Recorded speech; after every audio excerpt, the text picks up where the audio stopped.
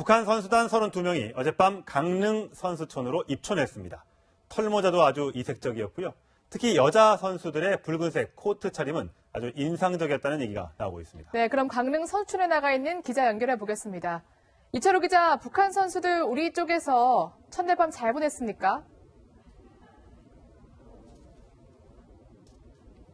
네, 북한 선수단이 머물고 있는 강릉 선수촌 아파트 앞에 나와 있습니다.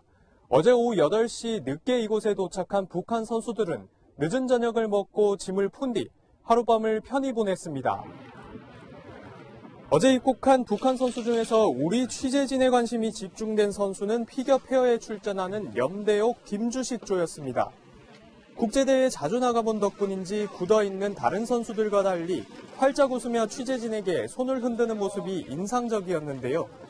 기분이 어떤지 묻는 취재진에게 염대옥이 말한 첫마디는 날씨가 춥다였습니다. 뷔페식으로 골고루 식사를 하는 다른 선수들과 달리 염대옥의 식사는 색달랐습니다. 체중 관리가 중요한 피겨 선수답게 버섯과 샐러드, 요구르트 등 채식 위주로 저녁과 아침 식사를 마쳤습니다. 북한 팀이 가져온 문제의 짐도 화제가 됐는데요. 인삼주로 추정되는 술을 가져왔다가 주류 반입이 금지된 선수촌 규정 때문에 검색대에서 모두 압수당하는 모습까지 포착됐습니다. 북한 선수단 규모를 놓고도 논란이 있습니다. 어제 원기루 북한 체육성 부상이 이끌고 온 선수단은 32명으로 앞서 입국한 아이스하키 선수단을 포함하면 47명이 됩니다. IOC가 승인해준 46명보다 1명이 더 많은데요. 현재로선 원기루 부상이 선수단에 추가되면서 일어난 착오로 알려지고 있습니다. 북한 팀은 이른 아침 훈련을 시작한 피겨 페어조를 시작으로 종목별로 흩어져서 본격적인 훈련 일정을 시작합니다. 지금까지 강릉에서 전해드렸습니다.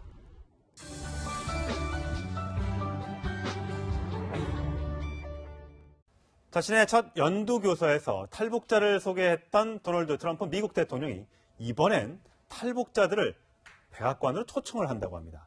북한 김정은을 겨냥한 새로운 전략으로 보입니다. 네, 그럼 국제부 연결해 보겠습니다. 이상영 기자. 네, 국제부입니다. 네, 트럼프 대통령이 이번에는 탈북자들을 여러 명이나 만날 거라고요. 네, 트럼프 대통령은 현지 시간으로 2일 백악관으로 탈북자들을 초청해 만난다는 계획입니다. 한국과 미국에 거주하는 탈북자 5명에서 6명을 초청해 직접 대북 인권 문제를 들어보겠다는 계획인데요. 지난달 30일 있었던 첫 국정연설에서 탈북자 지성우 씨를 소개한 데 이어서 이번에는 직접 만난다는 계획이어서 대북 인권 문제에 대한 압박을 펼쳐나가겠다는 뜻으로 해석됩니다. 북한 인권 문제를 적극 부각시키고 대외적으로는 대북 제재에 대한 정당성을 알린다는 뜻으로도 분석됩니다. 자, 이런 가운데 워싱턴에서는 이른바 코피 전략, 이 논란이 아주 뜨겁다고요. 네, 워싱턴에서는 코피 전략에 대한 찬반 논란이 뜨거워지는 모양새입니다. 빅터 차 교수의 주한 미대사 낙마설이 뒤집어 놓고 보면 트럼프 대통령이 그만큼 코피 전략을 고집하고 있다는 뜻으로 해석된 건데요. 현지 언론들은 북한이 코피 전략에 보복하지 않을 것이라고 보는 것은 도박이라면서 많은 한반도 전문가들이 이 전략에 반대하고 있다고 보도했습니다. 논란이 뜨거워지자 백악관의 한 관리는 언론 인터뷰를 통해서 코피 전략은 언론이 만들어낸 허구라고 주장하기도 했습니다. 네, 이런 정황 때문일까요? 북한이 지금 미국의 전쟁 위협을 지금 주장하고 있죠? 네, 조선중앙통신은 리용호 북한 외무상이 구테레스 유엔 사무총장에게 편지를 보냈다고 밝혔습니다. 리 외무상은 편지를 통해서 미국의 핵전쟁 도발 책동은 완전히 중지하기 위해서 유엔이 노력해달라며 미국이 전략 자산을 한반도 주변에 끌어들여 정세를 격화시키려 하고 있다고도 썼는데요. 이 편지에서 리 외무상은 한미연합 군사훈련을 언급하면서 보고만 있지는 않을 것이라고도 밝혔습니다. 북한은 미국 핵추진 항공모함 칼빈슨 전단의 괌 이동 배치를 반대하고 올림픽 기간 뒤로 미룬 한미합동 군사훈련을 견제하려는 외교전에 본격적으로 나선 것으로 보입니다. 지금까지 국제부에서 전해드렸습니다.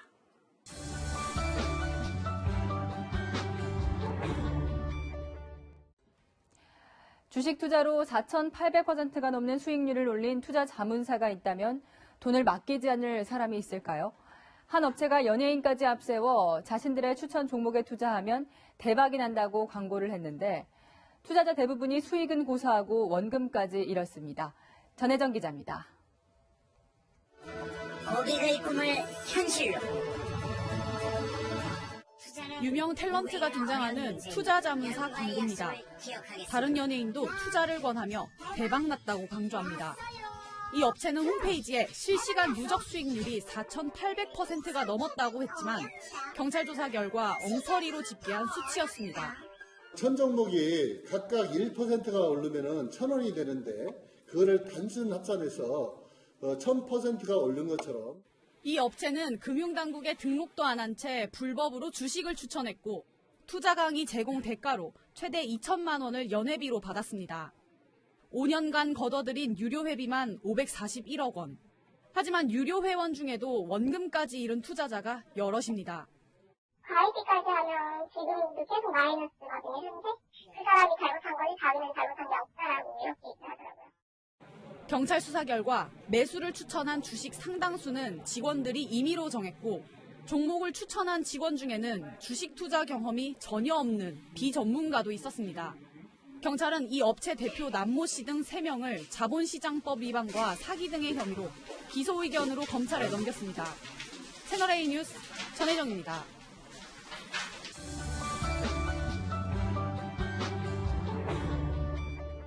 박근혜 전 대통령이 공직선거법 위반 혐의로 또다시 재판에 넘겨졌습니다. 2016년 총선 공천 때 친박계 인사들을 밀어주기 위해서 불법 여론조사에 관여한 혐의입니다. 김유빈 기자의 보도입니다.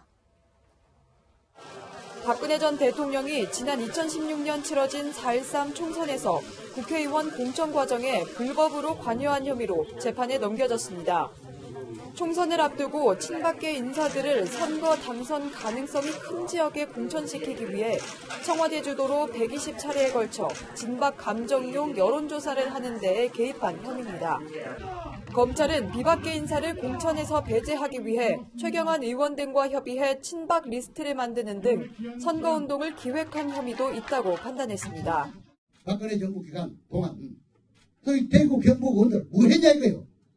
네? 말씀 감사함 쳐주세요. 박 전 대통령의 혐의는 이번에 공직선거법 위반 혐의가 추가돼 기존의 뇌물과 직권남용 등을 포함해 모두 21개로 늘었습니다. 검찰은 또 국정원에서 불법 여론조사 비용 5억 원을 받은 혐의로 현기환 김재원 전 대통령 정무수석도 재판에 넘겼습니다. 또 국정원 특수활동비 상납 사건에 연루된 이원종 전 대통령 비서실장과 이현수 전 국정원 기조실장도 각각 뇌물 및 뇌물 공여 혐의 등으로 재판에 넘겼습니다. 채널A 뉴스 김유빈입니다.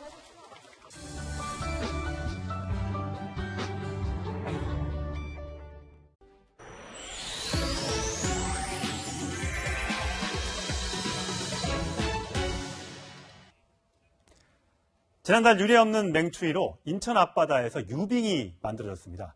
마치 북극이나 남극에 온 것 같은데요. 채널A 중계차가 현장에 나가 있습니다. 남아계정 캐스터, 나가 있는 곳이 어딘가요? 네, 저는 지금 인천 영종도 인근에 있는 삼목 선착장에 나와 있습니다. 네, 뒤로 이렇게 둥둥 얼음이 떠다니는데 언제부터 저렇게 언 건가요? 네, 이렇게 유빙이 관측되기 시작한 건 약 일주일 전입니다. 지금 이쪽으로 와보시면 제 바닷가, 제 뒤로 보이는 바다 위에 유빙이 둥둥 떠다니는 광경을 보실 수가 있습니다. 그런데 지금은 많이 녹은 상태지만 불과 그저께까지만 해도 이 바다에 크고 작은 유빙들이 빼곡히 차들어 있어서 바다인지 얼음나라인지 구분이 안 될 정도로 굉장히 심각한 모습이었다고 합니다. 더 심각한 건 이쪽으로 한번 와보시죠. 지금 이 부둣가에 이렇게 엄청난 크기의 유빙들이 질비해 있는 모습입니다. 마치 다큐멘터리에서나 볼 수 있었던 광경이 지금 제 눈앞에 펼쳐져 있는 건데요. 크기도 엄청납니다. 두께가 무려 약 30cm 정도로 굉장히 두껍고 이렇게 제가 지금 발로 두드려 봐도 잘 깨지지 않을 정도로 엄청 단단하고 제 발만 아플 정도입니다. 제가 이렇게 양팔을 이렇게 벌려도 제 팔에 다 들어차지 않을 만큼의 엄청난 크기인데요. 이러한 유빙들이 관측된 건 인천 지역의 영하 10도 안팎의 추위가 열흘 이상 지속되면서 유빙이 관측되기 시작한 겁니다. 네, 저렇게 두껍고 큰 유빙이 떠다니면 배가 다니기 정말 어려울 텐데 통제가 됐다고요, 여객선 운항이? 네, 그렇습니다. 어제까지만 해도 운항이 조금 힘들었는데 오늘은 좀 날이 풀리고 유빙이 녹기 시작하면서 운항이 재개된 모습을 볼 수 있었습니다. 불과 5분 전만 해도 장봉도행 여객선이 정상적으로 운항되는 모습을 볼 수 있었는데요. 며칠 전까지만 해도 바닷물이 얼어붙고 또 선박이 유빙에 부딪히는 등 여객선 운항에 차질을 빚었습니다. 여전히 밤에는 유빙이 잘 안 보이기 때문에 주의가 필요한 상황입니다. 네, 하여튼 남해전 캐스터 뒤는 바다고 사실 바다뿐만 아니라 올해는 한강도 참 자주 온 것 같아요. 기준이 있죠, 한강 같은 경우는? 네, 그렇습니다. 기상청은 1906년부터 한강 결빙을 관측하기 시작했는데요. 한강이 관측되는 지점은 두 번째, 노량진 쪽에서 한강대교 두 번째와 네 번째 교각 사이의 상류 쪽 100m 부근의 공간입니다. 이 부근이 완전히 얼었을 때를 한강 결빙 관측 기준으로 삼고 있습니다. 보통 영하 10도 이하의 추운 날씨가 사흘 이상 지속이 되면 얼 가능성이 있다라고 볼 수 있는데요. 바닷물은 염분과 불순물을 함유하고 있어서 어는 점이 실제로 낮습니다. 기준이 명확하지는 않은데요. 이곳 주민들은 바닷물이 얼어붙은 것이 5, 6년쯤 전이라고 설명했습니다. 네, 주변에 양식장 피해도 크다면서요. 네, 그렇습니다. 이렇게 크고 작은 유빙들이 장봉도로 흘러가면서 김 양식장의 피해가 지금 어마어마하다고 합니다. 그야말로 초토화가 됐다고 하는데 겨울철 유일한 생계수단이 끊기면서 주민들은 불만을 토로했습니다. 한 어민의 목소리 들어보시죠.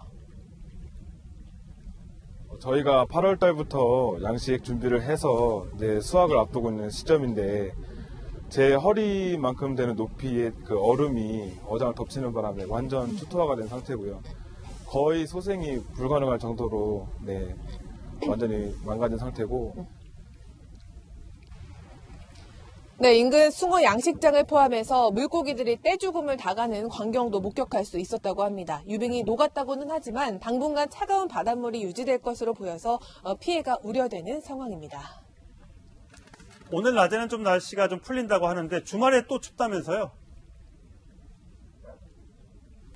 네, 그렇습니다. 지금은 햇살도 좀 좋고 날이 좀 많이 풀려서 낮에는 영상권까지 오른다고 하지만 토요일 밤부터는 다시 기온이 내려가기 시작하면서 강추위가 찾아온다는 소식입니다. 내린 입춘에는 영하 10도를 밑도는 강추위가 또 한 번 찾아온다고 하는데요. 이 추위는 다음 주 중반까지 이어집니다. 기상청은 2월 초순까지는 강한 한파가 이어질 것으로 보여서 동파 사고와 또 건강관리에 각별한 주의가 필요한 시기입니다. 네, 기상청에서 오늘 분명히 올해 안 춥다고 했는데 또 속은 기분이 드는 건 혹시 저만 그런 걸까요? 네, 남해전 캐스터 잘 들었습니다.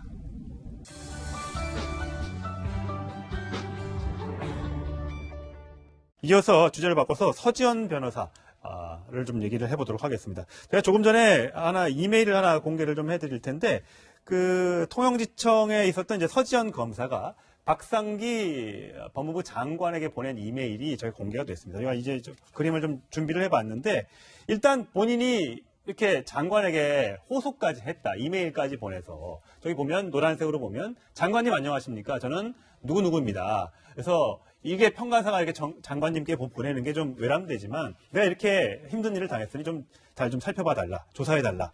라고 했고 실제로 답장도 왔더라고요. 서 검사에게 수고 많습니다. 누구만 만나보십시오. 시간을 내서 부탁드립니다. 이렇게까지 했는데 네. 어이없게 처음에 박상기 법무부 장관은 모른다고 그랬어요. 네. 서 검사를. 그러니까 이제 그것이 이제 거짓말 논란이 생길 수밖에 없는 건데 만약에 이 박상기 전 장관이요 지금 이메일을 보니까 박상기 장관입니다. 네, 장관입니다. 네. 서지현 검사가 9월 29일 날 보낸 이메일을 10월 18일 한 20일 정도 지나서 3주 정도 지난 후에 한 거죠. 답장하면서 답장의 첫머리가 이메일 확인을 늦게 해서 답장이 늦어졌습니다. 이거예요. 확인을 늦게 할 수는 있을 거예요. 법무부 장관한테 하루에 수많은 이메일이 도착하지 않습니까? 만약에 박상기 장관이 아예 답장을 하지 않았다면 그런 일이 있었어? 나 당시 내가 너무 말을 확인을 못했는데 정말 미안해. 근데 이제부터는 잘할게. 이렇게 할 수 있었을 때 본인이 지금 답장을 했습니다. 10월 18일이에요. 법무부 장관이 수많은 이메일을 받지만 본인이 그 중에서 답장한 것이 전부 다 정해지지 않을 것이고. 그렇겠죠. 그런데 이 내용들이 되게 이례적인 거죠. 그렇죠. 현직 여검사가 성추행을 당했다라는 내용의 이메일이기 때문에 이것을 아무리 형식적으로 답장을 했다 하더라도 3개월 전 일을 정말 기억을 못할까? 법무부 장관이 그렇죠. 납득이 안 되죠. 그렇죠. 그렇기 때문에 박상기 장관이 혹시 거짓말한 것 아니냐는 논란이 생길 수밖에 없는 거고 예. 또 하나 문제는 뭐냐면 당시에 새 정부 초대 법무부 장관입니다. 예. 법무부 장관이 취임 일성한 게 뭐죠? 검찰 개혁입니다. 검찰 조직의 어떤 적폐 세력들을 좀 일소를 하고 검찰을 개혁해서 국민과 함께하는 검찰을 만들겠다는 게 박상기 장관의 일성이었는데 예. 검찰 개혁이 뭐 공수처, 검경 수사권 조정 이런 것만 되는 것은 아니거든요. 예. 더 중요한 건 이런 폐쇄적인 문화 아니겠습니까? 예. 그 폐쇄적인 문화를 어떻게 보면 손볼 수 있는 그런 제보가 들어왔는데 그것에 대해서 아무런 실질적인 조치를 취하지 않았다. 물론 이메일 답장에 보면 뭐 검찰 과장에게 구체적인 일시를 사전에 알려주시기 바랍니다. 면담을 통해서 입장을 충분히 개진할 수 있도록 하겠습니다라고 조치를 취했다고 하지만 그 이후에 어떻게 됐는지에 대한 사후 예. 조치라든지 그런 것들이 아무 문제도 없었거든요. 예. 더군다나 당시는 가해자로 지목됐던 안태근 전 국장도 면직된 상태고 그렇죠. 예. 또 또 최규일 전 의원 같은 경우에도 당시에 검찰을 떠나서 자유한국당 국회의원 하고 있었던 당시는 이제 새누리당이죠. 자유한국당 국회의원을 하고 있었던 상황이기 때문에 박상기 법무부 장관으로서는 아무런 문제 없이 이 문제를 조사할 수 있었거든요. 그럼 왜 이렇게 지지부진했을까? 그러게요. 그게 이제 좀 밝혀져야 될 대목인데 박상기 법무부 장관이 어제 이제 이렇게 해명을 했습니다. 목소리를 직접 들은 다음에 그 얘기를 한번 해보겠습니다. 진상조사 요구에 대한 보고는 받으신 건가요? 예, 이제 갈 거예요, 대표님. 지금 만나서 면담하신 그런 상황이십니까? 서지현 검사 본 적이 없습니다. 말은 사실일 수 있겠네요. 본 적은 없다. 사전, 이게 해석하기에 좀 나름인 것 같아요. 네. 나는 전혀 이 사건을 모른다랑 네. 서지현 검사를 본 적이 없습니다. 본 적이 없을 수 있죠. 본 적은 없겠죠. 예. 그러니까 오히려 본 적이 있는 게 나을 뻔했어요. 본 적이 있다는 얘기는 이 이메일을 받은 이후에 본인이 서지현 검사와 그렇죠. 면담을 해서 뭔가 좀 조치를 취하겠다 이건데 그렇죠. 본 적도 없다는 얘기는 본인이 서지현 검사하고 직접적인 면담을 하지 않았다는 거고 그런데 어쨌든 중요한 건 잘 모른다. 네. 보고를 받은 적이 없다는 그런 네. 부분이거든요. 물론 그것도 나는 지시만 했을 뿐이지 아래 검찰과장들이 잘 움직이지 않아서 네. 사후에 어떤 조치를 내가 보고받지 않았어 뭐 이렇게 얘기할 수도 있는데 네. 그렇다고 하면 너무나 좀 어처구니 없는 일종의 증거유기성 발언이 아닌가 싶어요. 네, 이 이거 좀- 문제에 대해서는 박상기 법무장관이 좀 명쾌한 해명을 예. 좀 내놔야 될 것 같아요. 조사가 좀 필요할 것 같아요. 하여튼 노정환 창원지검 토영지청장 직속 상관이지 않습니까? 본인이 일단 지난해 8월 벌써 한 6개월 전인데 부임하자마자 서지현 검사가 와서 성추행 사건으로 옛날 얘기지만 너무 힘들다 좀 도와달라 그래서 관련 사실을 상부에 알렸는데도 불구하고 별 조치가 없었다는 거 아니에요. 그래서 메일까지 또 보내고 그런데도 답이 없고 예. 그러니까 결국 언론을 통해서 공개할 수밖에 없었던 결국 이제 가래로 이제 점점 더 일이 커지고 있는 건데 사실 여기에 등장하는 사람이 하나 더 있죠. 최규일 자유한국당 의원입니다. 이 사건을 대해서 이제 무마하려고 했다라는 의혹이 불거져서 굉장히 논란이 되고 있는데 어제 기자들이 만나서 물어봤습니다. 한번 들어보시죠. 명예훼손으로 법적 예. 대응도 하실 생각인가요? 뭐 후배 검사들이니까 그거는 좀 더 생각을 해보겠습니다. 네, 만나신 적은 있으시죠? 그러면 이문정 검사. 이문정 검사는 당시 법무부에 같이 있었기 때문에 그 당시에는 검사들하고 이제 보던 사이인데요. 네, 호통치거나 이런 일 그런 없다고. 전혀 어깨를 없습니다. 뭐 예. 치거나 이런 일 전혀 없다고 없습니다. 말씀하시죠? 예. 제가 아무리 생각해도 그 내용을 그 사실도 몰랐고 그런 사실을 은폐한 사실도 없습니다. 근데 지금 최규일 의원의 얘기를 들어보면 아무리 생각해도 그 내용을 그 사실도 몰랐고 당연히 몰랐으니까 은폐할 적도 없다라고 얘기를 합니다만 또 다른 이제 물론 이건 뭐 옆에 있었던 다른 검사의 주장이지만 최규일 이제 당시에 법무부 감찰국장이 뭐 당시에 본인이 서 검사가 문제 제기하지 않기로 했는데 왜 옆에서 이렇게 자꾸만 논란을 일으키느냐라고 주장했다고 다른 이제 검사가 또 주장을 하고 있잖아요. 만약 그 말이 맞다면 이게 앞뒤가 안 맞는 해명이잖아요. 그러니까 이제 진실 게임의 양상이에요. 그러니까 최규일 의원 같은 경우에는 이 피해 당사자인 서지현 검사와의 진실 게임이 아니라 그 서지현 검사 당시에 도와주려고 했던 이문정 현직 검사죠. 이문정 그 검사와의 진실 게임이거든요. 이문정 검사 얘기에 따르면 이 서지현 당시에 최규일 검찰국장이 아니 왜 가만히 있는 사람 왜 들쑤셔 이렇게 얘기했다는 거 아니겠어요? 그러니까 이문정 검사의 말이 맞다라고 하게 되면 최규일 의원이 지금 거짓말을 하고 있는 거죠. 그렇기 때문에 그 부분에 대한 아마 진실 게임은 계속될 것 같고 결국 이 문제를 조금 밝혀야 되지 않을까 싶어요. 진상조사단에서. 왜냐하면 서지현 검사를 안태근 전 국장이 뭔가 성추행을 했다라는 거는 그건 아마 쉽게 밝혀질 겁니다. 네. 그리고 어느 정도 지금 팩트는 좀 나와 있는 것 증명 같은데. 본 사람들이 좀 있는 것 같더라고요. 그렇죠. 예. 많기 때문에. 네. 그런데 이제 이문정 검사와 이 최규일 의원 간의 이 문제는 둘만의 문제이기 때문에 이게 밝히기가 어떤 의미에서 보면 이 사건의 본질인 이 성추행 문제보다 이 은폐 문제, 이 문제가 조금 더 밝히기 좀 어려울 수도 있는 네. 것이고 어떤 의미에선 중요성이 은폐 문제가 저는 더 중요성이 더 크다고 보는 사실 이렇게 어렵게 그 고해성사를 했지 않았습니까? 그 본인이 8년 전의 사건에 대해서 떠올리기 쉽지 않을 텐데. 근데 이게 2차 피해가 있다면서요? 보통 이렇게 되면 저 검사가 옛날에 무슨 행실이 바르지 못해서 능력도 없으면서 뭐 어디를 보내달라, 좋은 곳으로 보내달라 이런 게 이제 계속 소문처럼 떠도니까 이런 그 피해를 당해도 설마 바깥으로 입을 꺼내기가 어렵다는 이런 문화가 문제 아니겠습니까? 결국 이제 그 조직 문화에서 그런 것들이 가장 문제지 않습니까? 근데 피해자들 용기 있게 피해를 얘기하면 그것을 좀 감싸주고 그렇죠. 진실을 밝혀줘야 되는데 왜 그랬지? 라는 의문이죠. 뭘 노리고 그러는 거야? 그러니까. 그렇게 보는 시선들이 있는데 이번에도 그런 것 같아요. 뭐 오늘 아침에 일부 이제 조간신문에서 그런 내용들 좀 보도를 했는데 검찰 내부, 물론 일부긴 하지만 검찰 내부에서 그런 시각이 있다는 거예요. 아니 왜 7년이나 돼서 지금 그래? 정권 바뀌니까 그러는 거 아니야? 인사 어디 좋은 지역 가고 싶어서 그러는 거 아니야? 그러니까요. 대검이나 법무부 가고 싶어서 그러나? 아니 그리고 당시 인사가 꼭 이것 때문에 그렇게 된 거야? 본인의 능력이 없어서 그런 거 아니야? 이런 시각들이 그렇죠. 지금 그런 있다는 거 아니겠습니까? 굉장히 이제 개탄스러운 거죠.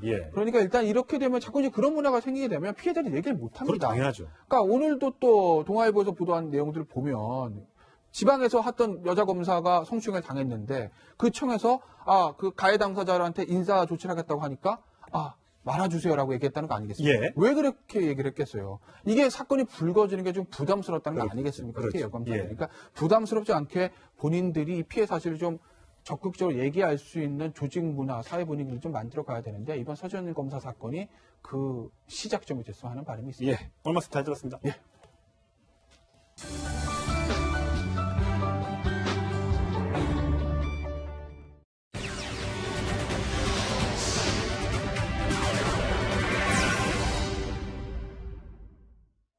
오늘의 333 뉴스입니다. 먼저 사회 뉴스입니다. 어젯밤에도 각종 화재가 잇따랐습니다. 2층 건물이 그야말로 불기둥으로 변했죠. 어제 저녁 세종시의 한 아파트 모델하우스에서 불이 난 겁니다. 불길이 1시간 반 정도 이어지면서 인근 차량 6대가 모두 탔습니다. 경북 봉화에선 주택 화재로 9살 김모군이 숨졌습니다. 당한 걸 맞아 할아버지 집에 놀러 갔다가 견을 당한 겁니다. 당시 집에 홀로 있던 김군은 119에 신고하고 화장실로 대피했지만 결국 질식한 것으로 보입니다.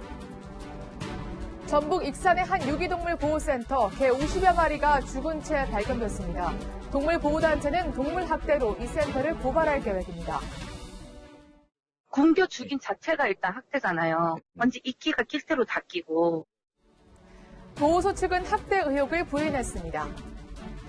인기 예능 프로그램 도시어부 때문인지 요즘 낚시하는 분들 많으시죠? 그런데 낚싯바늘이 물에 잘 가라앉도록 이렇게 맨 끝에 다는 낚시봉 쓰실 때 주의하셔야겠습니다. 은밀히 생산되는 납제품은 절대 안 되는데요.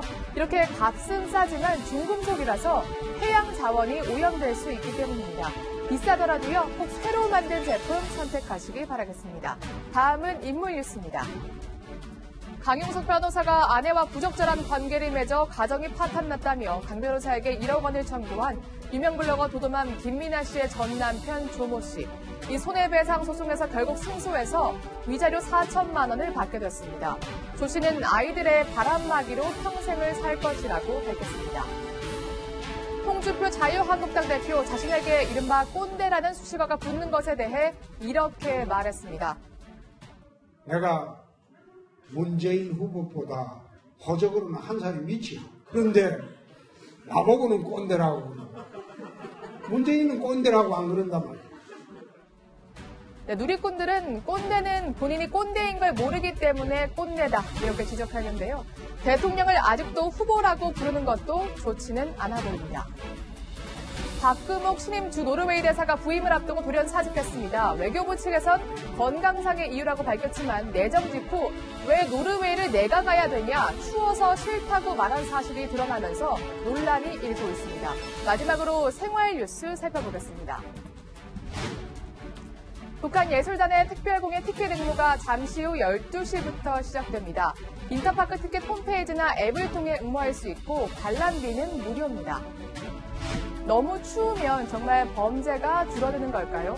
한파가 몰아닥친 올해 1월 경찰 112 신고가 103만 건으로 작년보다 4만 건이나 감소했습니다.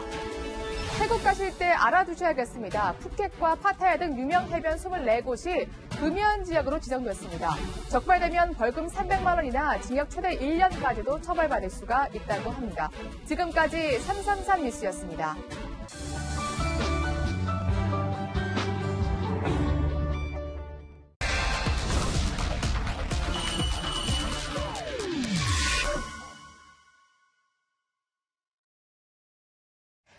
제천 화재 참사 당시 불법 주차가 피해를 더 키웠죠.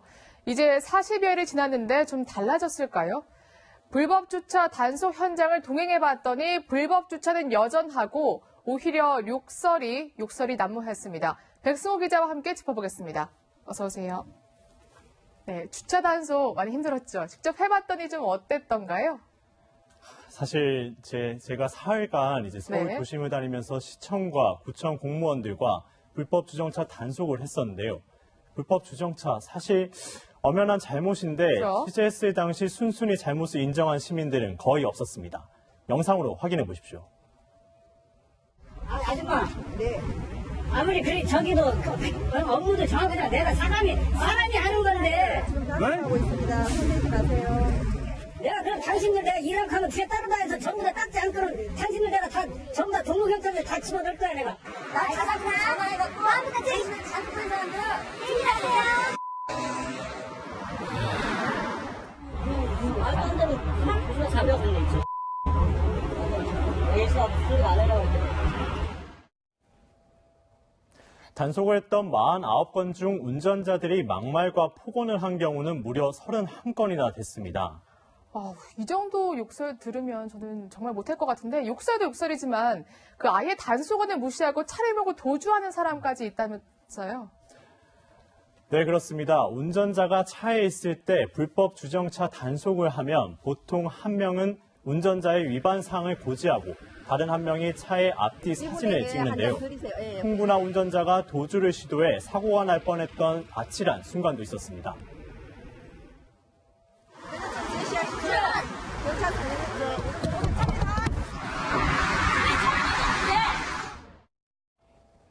정말 보면 볼수록 제가 기가 차는데요. 단속하기가 정말 쉽지 않겠습니다.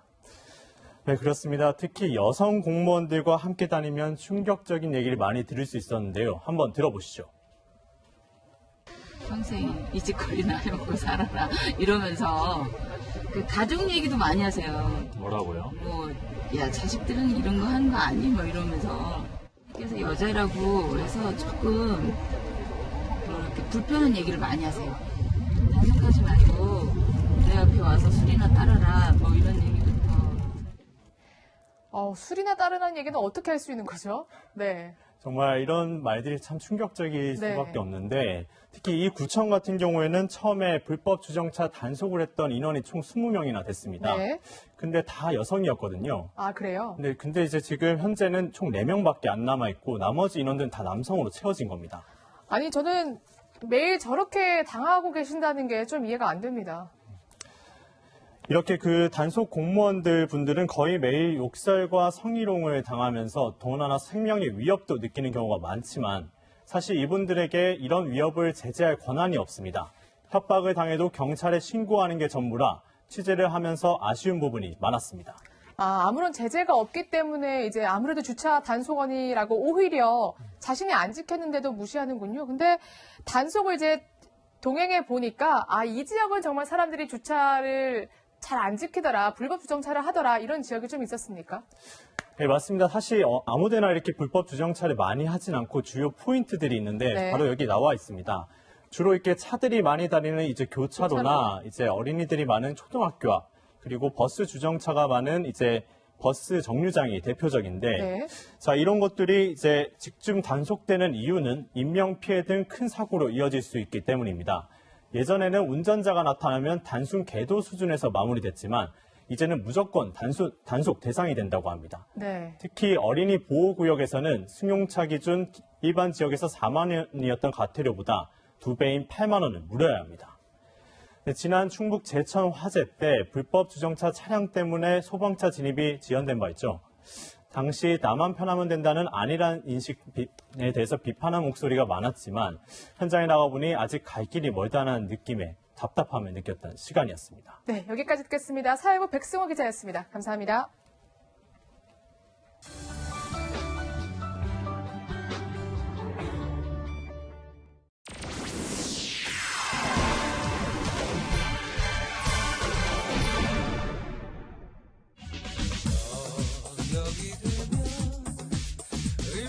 부부 사이의 권태기처럼 인간관계에도 관태기라는 게 있습니다.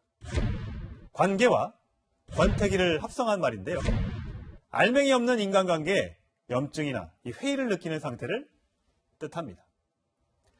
관태기에 빠진 사람들에겐 특징이 있습니다. 낯선 사람과의 만남을 피한다. 밖에 나가 있으면 집에 들어가고 싶다. 전화보다는 SNS가 더 편하다.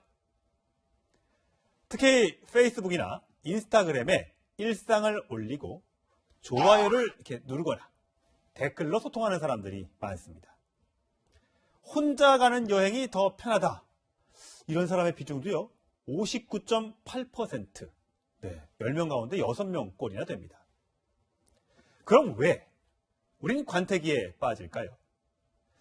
인간관계에 대한 인터넷 관련어, 스트레스, 어렵다, 힘들다, 이런 단어들이 검색어 상위권에 올라 있습니다. 좋은 관계를 유지하기 위한 노력이 곧 스트레스라는 거죠. 그런데 이 관태기가 길어질수록 외로움의 깊이는 깊어질 수밖에 없습니다.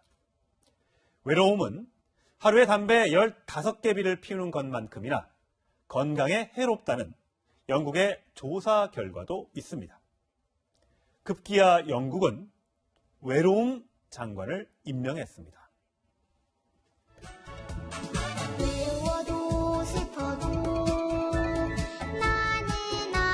지난해 기준으로 우리나라 1인 가구는 556만 가구. 아직은 부부와 자녀가 함께 사는 그런 가구가 더 많습니다. 저렇게요. 하지만 내년에는 이렇게 역전이고요. 2045년에는 그 격차가 더 벌어질 것으로 보입니다. 아무래도 혼자 살면 더 외롭고 관태기에 빠지기 쉽겠죠. 어떻게 극복할 수 있을까요? 전문가들은 서로의 조망권, 그러니까 이 거리감을 인정하고요. 3개월마다 인간관계를 다이어트하라.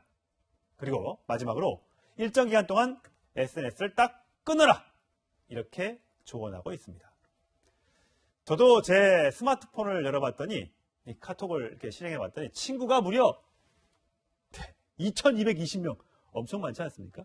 바로 밑에 있는 박남숙 PD는 저희 PD입니다. 네.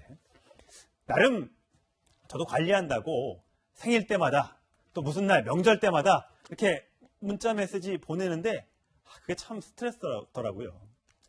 사실 인간관계 이것도 일 때문에 억지로 맺어야 하는 경우가 많죠. 일과 삶의 균형을 뜻하는 워라벨, 워크 앤 라이프 밸런스라, 다른 말로 행복 추구라고도 하는데요.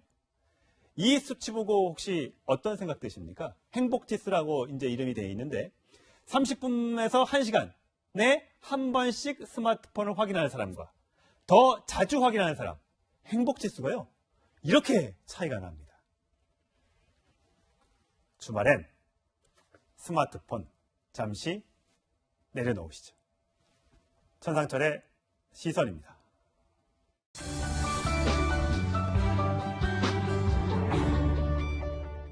네, 이제 오늘부터 본격적인 훈련을 시작하는 북한 대표팀 첫 등장부터 우리 취재진들의 관심을 많이 받았습니다. 네, 이 자세한 내용 유승진 정치부 기자와 함께 짚어보겠습니다. 네, 안녕하세요. 어서 오세요. 안녕하십니까? 네, 어제 정말 그야말로 약간 이색적인 장면이다 이렇게 볼 수가 있겠는데요. 북한 선수들이 저렇게 입장하는 모습을 보일 수가 있습니다. 지금 면대우 김주식 선수의 모습이 잡히고 있는데요. 굉장히 애띠고요. 다른 선수들은 이렇게 얼굴에 표정이 많지 않은데 저 그쵸. 두 선수만 유독 표정이 밝습니다. 네. 네, 그렇습니다. 아무래도 국제 경기를 많이 치른 선수들이기 때문일 것 같은데 실제 염대호 김주식 선수 같은 경우는 이 삿포로 최근에 동계 아시안 게임에서 동메달을 따게 됐었고요. 메달권이군요. 예. 네, 그리고 또 가장 최근에는 국제 빙상 경기 연맹의 4대륙에서도 동메달을 땄습니다. 이 얘기인즉슨 북한이 실은 동계 올림픽 종목에서는 약세를 보이고 있는데 이 염대호 김주식 선수만 놓고 봤을 때는 굉장히 메달권에 가장 가까운 선수라고 봐도 무방하겠습니다. 그렇군요.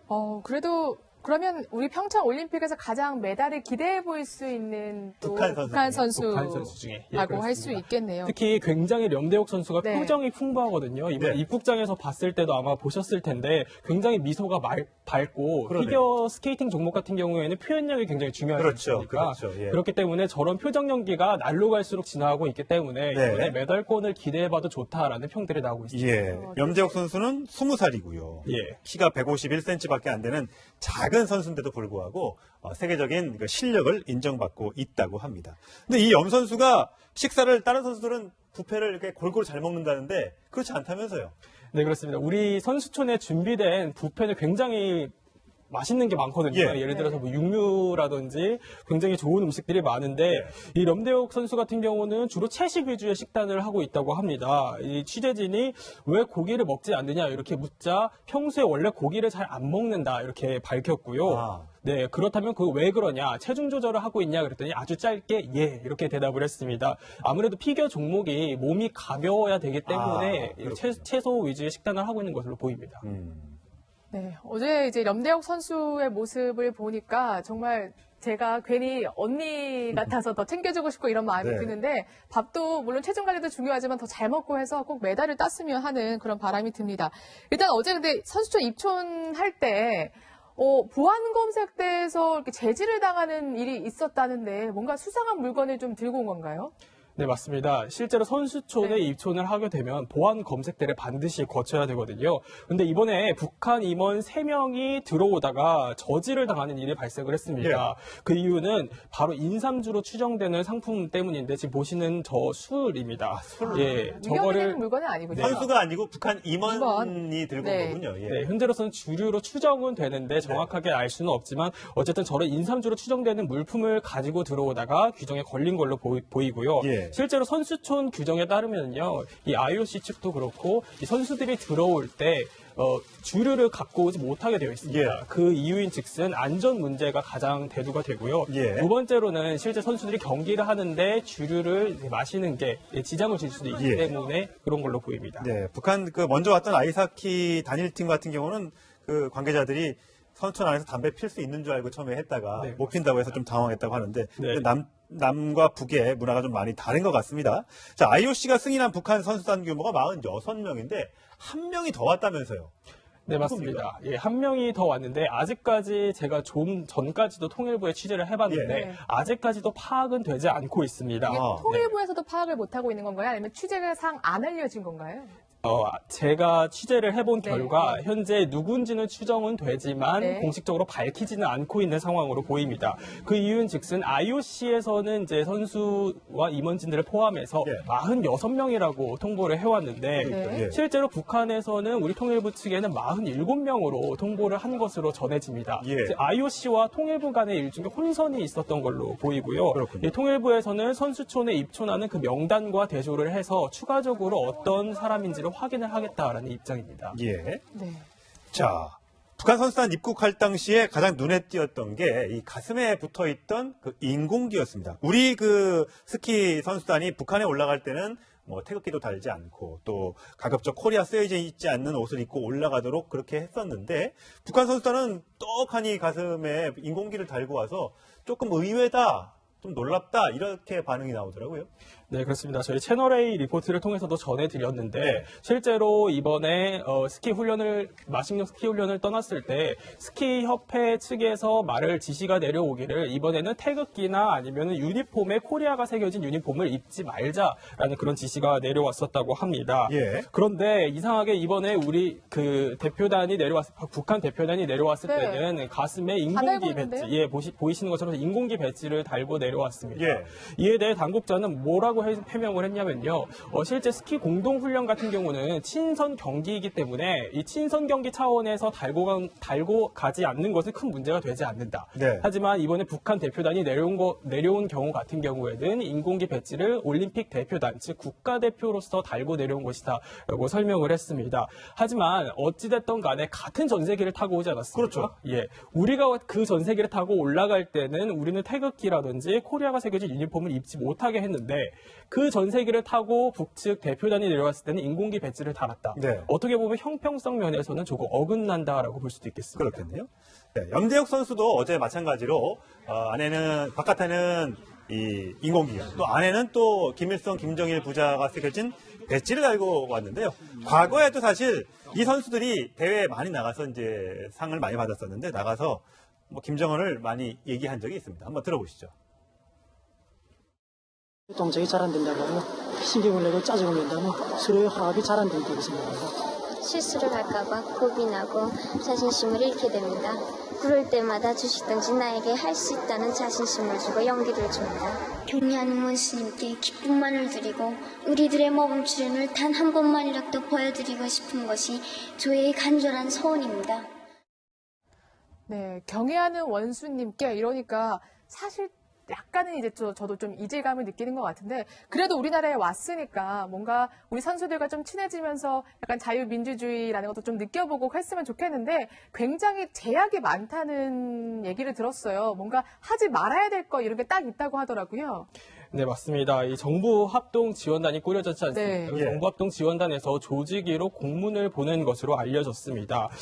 이 공문 내용에 따르면요, 이 북한 인사를 접촉할 때 주의사항들이 적혀 있습니다. 특히 호칭에 대한 주의사항이 많은데 지금 화면을 통해 보시는 것처럼 우리 문재인 대통령을 표현을 할 때는 윗분으로 표현을 하고 또 김정은 위원장을 표현을 할 때는 귀측 윗분 혹은 김정은 위원장, 지도자 이렇게 표현을 하자. 지명을 다 붙이거나 윗분으로 표현하자. 보통 저희는 그냥 김정은이라고 부르는데 일반적으로 이 조직위 관계자들이라든지 근거리에서 선수들을 접촉하는 사람들 같은 경우에는 김정은 위원장 혹은 지도자로 표현을 하자라고 정했습니다. 또 북측 주요 인사들에게는 모모모 선생 이렇게 부르자라고 지시가 내려왔는데 이 경우는 아무래도 남북 간의 상호주의에 근거했다고 볼 수 있습니다. 실제로 북한 같은 경우는요, 문재인 대통령을 뭐라고 표현하는지 아십니까? 아니요, 저는 사실 몰라요. 아세요? 선생님 아세요? 기억이 안 나세요? 네, 노동신문을 저도 매일 보기 때문에 아는데 이 노동신문에는 남조선 집권자 이렇게 표현을 하고 있거든요. 그러면 우리가 마식령 훈련을 갔을 때 예를 들어 북한 선수가 우리 선수들에게 너네 남조선 집권자는 어떻게 생각을 하냐 이렇게 물어보면 우리 측 입장에서도 어느 정도 기분이 나쁠 수 있거든요. 이런 불필요한 정쟁을 막자라는 취지가 사실 상호주의입니다. 그렇군요. 아무래도 70년 가까이 남북 간의 교류가 없다 보니까 서로 다른 체제 하에서 이런 문제들이 발생을 하는데 하지만 지금 정서상 지나친 상호주의를 강조하게 된다면 남남 갈등을 조장할 수도 있다는 이런 우려가 나오긴 합니다. 사실 그럴 수밖에 없는 게 이 배지 같은 경우도 우리가 보기에는 북한에서는 당연한 건지 모르겠습니다. 우리는 너무나 어색한 일이잖아요. 요즘에 회사 배지도 잘 안 달고 다니는 사람들이 많은데 이거 배지도 그냥 부르면 안 된다면서요? 네, 맞습니다. 이거 배지 같은 경우도 북한에서는 이거를 배지라고 안 하고 굉장히 신성한 물건으로 여기기 때문에 이걸 배지라고 부르지 말자라고 지시가 또 내려왔고요. 뭐라고? 아무래도 배지라고 부르긴 초상이라고 불러야 될 것 같습니다. 배지라고는 부르면 안 될 것 같고요. 또 실제로 이 배지가 탐난다고 해서 탐이 나지는 않겠지만 혹시나 교환 요구를 할 수도 있지 않습니까? 내 거 뭐 줄 테니까 바꾸자? 이런 문제들이 발생할 걸로 예상이 돼서 교환 요구 금지도 함께 내려온 걸로 보입니다. 교환은 안 되더라도 사실 전 북한 선수들 보면 뭔가 제 거 좋은 물건, 운동품이라도 있으면 주고 싶을 것 같은데 혹시 그것도 안 되나요?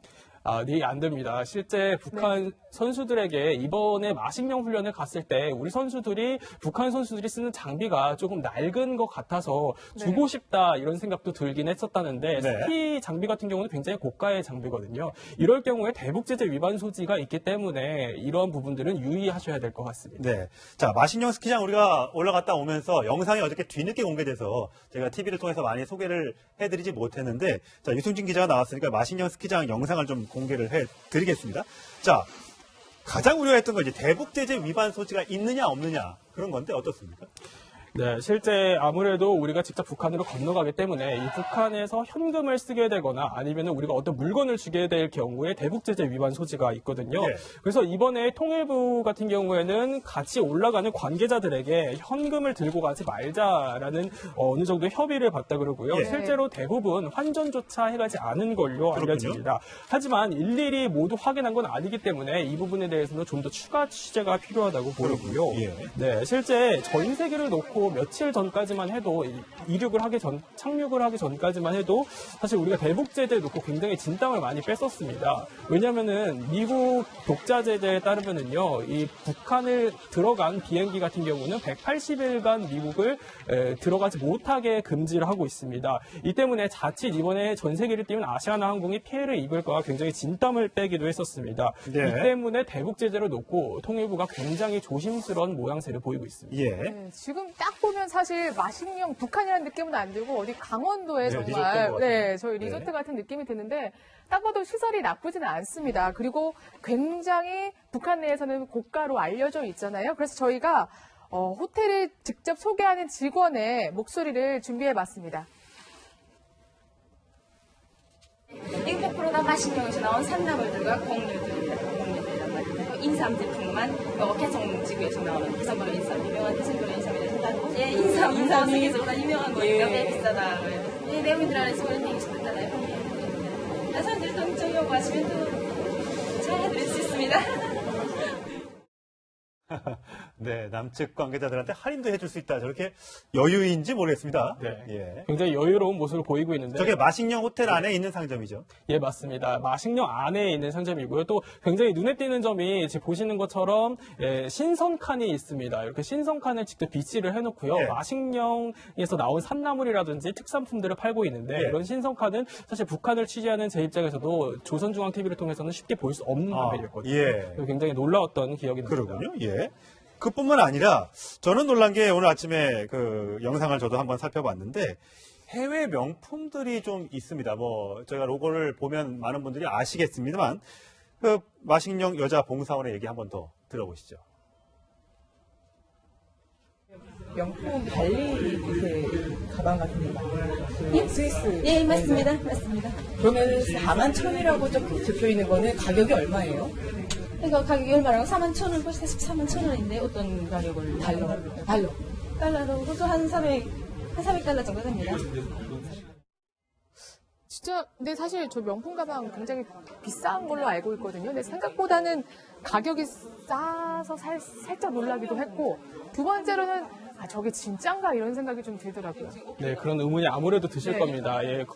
중국에서 이른바 소위 가짜 명품들, 위조 명품들을 들여왔을 가능성도 있고요. 실제로 저 가격을 낮춘 이유를 살펴보면요.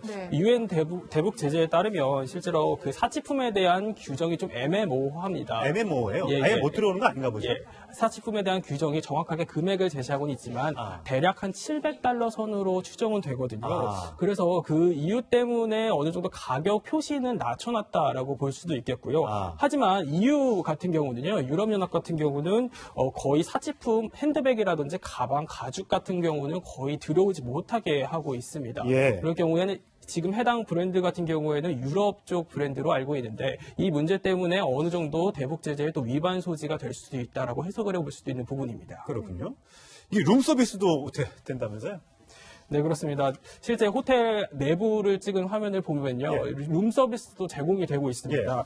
그 쉽게 말해서 우리가 흔히 객실에서 시켜 먹는 음식이라고 그렇죠. 보면 예. 될 텐데 그 모두 다 영어로 번역이 되어 있고요. 예. 지금 저게 호텔방인 거죠? 예, 이게 호텔방입니다. 생각보다 굉장히 좋은데요. 좋네요. 예. 굉장히 원목 느낌의 아주 따뜻하고 실제로 가본 사람들이요 굉장히 난방도 잘 된다 그러더라고요. 예. 굉장히 호화롭게 잘 꾸며놨는데 예. 실제 뭐 예를 들어서 장식 단설기 혹시 뭔지 아십니까? 단설기면 초콜릿 그 초코파이 단설기 할 때 초코 단설기 하잖아요. 예예. 그런 겁니까? 그 추정을 해보실 수 있을 텐데 네. 장식 단설기는 스펀지 케이크입니다. 케이크군요. 스펀지 케이크를 네. 장식 단설기 이렇게 해석을 해놓고 냉장고 안에 콜라도 들었네요. 네, 보시는 것처럼 저희 그 해외 브랜드의 콜라도 실제 대동강 맥주도 들었고. 네, 냉장고 안에 비치를 해놓고 있는 상황이고요. 그래서 굉장히 우리 흔히 한국에서 머무시는 호텔과 다를 바가 없다라고 보셔도 거의 예. 무방하겠고요. 실제로 뭐 비누라든지 뭐 로션 모든 게 다 영어로 다 번역이 되어 있고요. 네. 굉장히 잘 비치되어 있는 모습을 보실 수 있습니다. 네. 예. 저희가 북한을 홍보하기 위해서 보여드린 건 아니고요. 예, 이게 그렇습니다. 엄연한 북한의 뭔가 외국인들을 끌어들이게 의도가 정말 있는 거죠. 네, 맞습니다. 실제로 네. 굉장히 다 영어로 잘 번역이 되어 있다는 예. 건요. 어떻게 보면은 외국인을 상대로 한다. 즉, 다시 말해서 이 마식령 호텔과 마식령 스키장이 외국인을 상대로 외화벌이를 하고 있다라는 걸 보여주는 어느 예. 정도의 방증이라고 해도 무방하겠고요.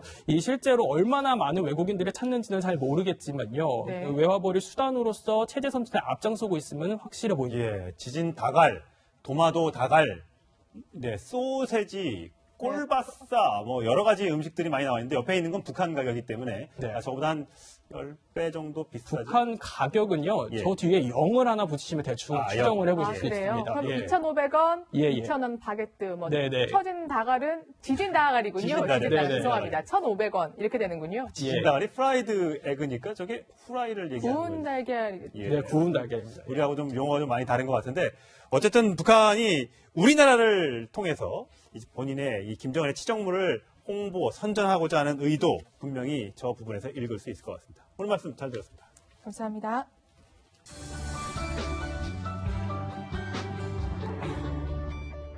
네, 2016년이죠. 4.13 총선 당시 공천 개입 혐의까지 추가된 박근혜 전 대통령.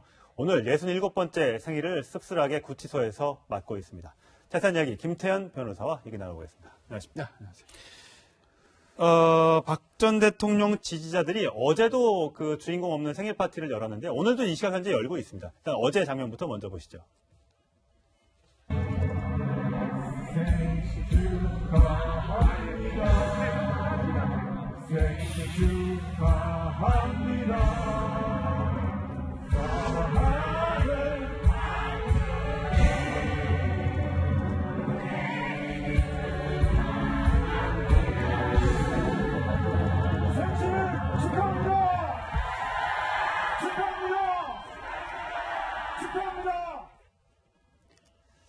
사실 저희 취재진이 지금 현재 서울구치소 앞에 나가 있습니다만 열성 지지자들이 워낙 많이 모여 있어서 지금 접근이 어렵다고 합니다.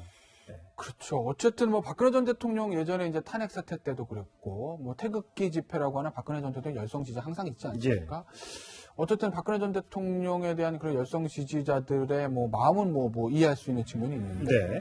어쨌든 이제 그 지지자들로서는 박근혜 전 대통령의 뭐 모습을 한 번도 보고 싶겠으나 현재로서는 이제 취재도 거부하고 있고 뭐 특정 매체를 이렇게 비토하는 그런 움직임이 좀 심한가 봅니다. 그래서 저희가 일단 현장을 보여드리진 못하고 있는데 일단 뭐 생일 선물은커녕 지금 박근혜 전 대통령이 원래 18가지 혐의로 처음에 기소가 됐지 않습니까? 지금 늘고 늘어서 벌써 21개째가 됐는데 이번에 추가된 것이 공천 개입 혐의라고. 그렇죠. 공천 개입 혐의. 그러니까 기본적으로 우리나라 공직선거법상 공무원은 선거에 개입하지 못하게 되어 있습니다. 그렇죠. 예. 그러니까 선거를 기획할 수도 없고 여론조사를 공표할 수도 없고 실시할 수도 없는데 이 세 가지를 다 했다라는 게 지금 검찰의 보고 있는 혐의죠. 예. 그러니까 2016년 공천 때 이른바 뭐 우리가 진박 공천이라는 얘기를 했습니다. 그렇죠. 예. 그러니까 당시 이제 새누리당 입장에서 가장 단속되기 쉬운 곳이 대구. 그다음에 이제 강남 3구 아니겠습니까? 그렇죠. 거기에 이제 전략공천. 전략공천으로 진박이라는 사람을 뭐 내로 꼽기 위해서 그것들을 전반적으로 기획을 했다. 그게 이제 기획을 하면 안 되는 그 혐의가 있는 것이고 또 진박들을 내려꽂기 위한 사전 여론조사를 했다. 뭐 이렇게 해가지고 공직선거법 위반 혐의로 기소가 됐는데 하나 재밌는 건 이 공무원들의 여론조사 개입 금지, 공표 금지, 그 다음에 선거 기획 금지 이런 것들이 사실은 이제까지 관료로 봤을 때 대부분 이제 중간 단계, 실무 단계 공무원들 처벌하는 데 많이 이용이 됐거든요. 그런데 이렇게 가장 높은 공무원, 그러니까 어떻게 보면 우리나라의 1호 공무원 아니겠습니까? 대통령. 대통령을 당시 이제 대통령을 이 혐의, 공직선거법 위반 혐의로 처벌하는 경우는 거의 없었던 일인데 어쨌든 박근혜 전 대통령이 이 혐의로 기소가 되게 된 거죠. 자, 박근혜 전 대통령이 사실 공천에 개입하기 위해서였는지 모르겠습니다만 2015년도 그러니까 총선이 있기 전부터 진실한 사람 또 배신의 정치를 처벌해달라 이런 얘기를 많이 했었습니다. 그 목소리 들어보시죠. 당선된 후에 신뢰를 어기는 배신의 정치는 결국 패권주의와 줄세우기 정치를 양산하는 것으로 반드시 선거에서 국민들께서 심판을 해 주셔야 할 것입니다. 국민을 위해서 진실한 사람들만이 선택받을 수 있도록 해 주시기를 부탁드립니다. 그러니까 지금은 뭐 출당 조치됐습니다만 탈당하지 않은 이제 대통령들이 그 본인의 임기 동안에 선거를 치를 때 과연 정말 선거의 중립 의무를 지키고 본인의 사람을 공천하지 않았던 적이 있었던 건지 뭐 물론 박근혜 전 대통령 측에서는 그렇게 주장을 하고 있습니다. 그렇죠. 정치적으로 그렇게 볼 수는 있어요. 대부분의 경우에 우리나라 정당의 어떤 현실상 대통령이 정말 공천에 하나도 개입하지 않았을까? 결국 대통령의 마음이 전달되지 않았을까? 그러면 모든 역대 대통령들도 여기서 자유롭지 않은 것 아니야? 라는 얘기는 할 수는 있으나 어쨌든 정치적으로는 그렇다고 하더라도 이것이 현행법 위반인 것은 맞거든요. 그렇죠. 좀 시계를 좀 돌려서 보면 노무현 전 대통령이 당시에 그 열린우리당의 어떤 지지를 호소하는 이런 문제 때문에 그걸 탄핵까지 가지 않았습니까? 거기서도 노무현 전 대통령 그런 발언들이 선거법 위반은 맞다라고 확인이 됐습니다. 다만 그것이 대통령직에 파면을 시킬 만한 중대한 법 위반이 아니다. 그래서 이제 탄핵의 기각에 좀 됐거든요. 그러니까 정치적인 문제는 정치적인 문제고 법적인 문제는 사실은 엄격하게 적용하는 것이기 때문에 박근혜 전 대통령도 그런 점에서 이제 검찰에서 기소를 한 것이고 결국 이제 박 전 대통령이 여기에 대한 입장들을 좀 들어봐야 될 건데 수사에도 응하지 않고 재판에도 나오지 않을 것으로 보이기 때문에 판결이 어떻게 날지는 조금 좀 지켜봐야 될 것 같아요. 한 3월 정도 돼야지 결과가 나올 거라고 지금 예상은 되던데 뭐 이거 말고도 계속해서 뭐가 터져나오고 있습니다. 세월호 참사 당시에도 이제 해수부 장관과 해수부 차관, 당시에 이제 장 차관이 한꺼번에 지금 구속이 됐잖아요. 그러니까 세월호의 어떤 그 참사의 원인을 밝혀줄, 박근혜 전 대통령의 세월호 7시간의 의혹을 밝혀줄 세월호 특조위 활동을 조직적으로 방해했다.